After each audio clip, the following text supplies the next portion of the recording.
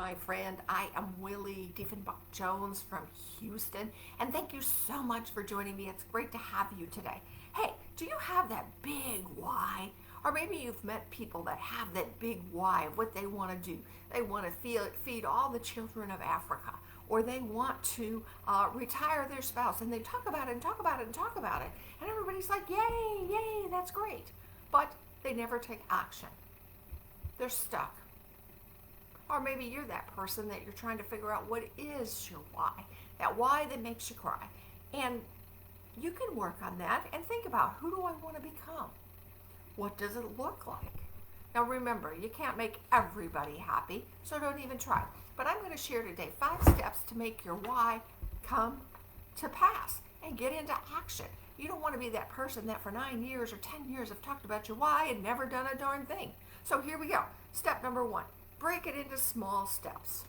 For example, my big why is to change the education system in the United States. Make it so that people have very strong critical thinking skills and can think for themselves and see through things and understand.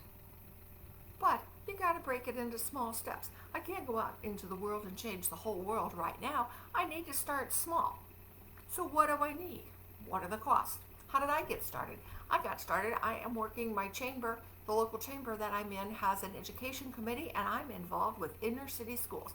And to break it down just a little bit further, I work very specifically with one school. And this makes a difference because you can kind of see how schools operate, what you need to do to take it to the next level, and those types of things. And I say, break it into small steps. Step number 2 is start small and evolve. Many times you don't believe you can do what you set out to do. I mean, one of my goals was to be in the top earner club in my organization. But you got to play all out. You've got to think about, if I were in the top earner club, what would I do? One of the things I'd say is be very consistent. Number 2, show up strong. What would I wear? What would I act like? Remember, your vision is going to evolve. So you might have a big vision, and when you get there, you don't quit. You want to change it to your way of life. If you decide, I want to be a very giving person and I want to be able to show up, I want to be the one with the money in my pocket when I show up, you don't do it just once. You want to continue to do that. So remember, it evolves. Number 3, what would be the easiest place to start, for me to start to live my vision?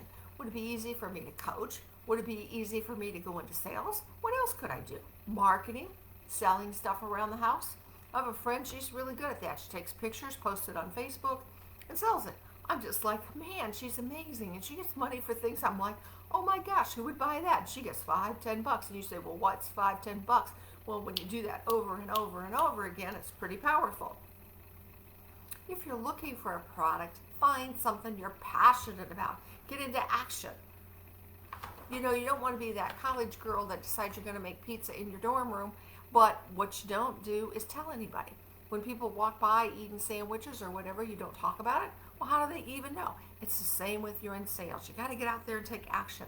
Step number 4, get to work on it. Start small. Do it on the side.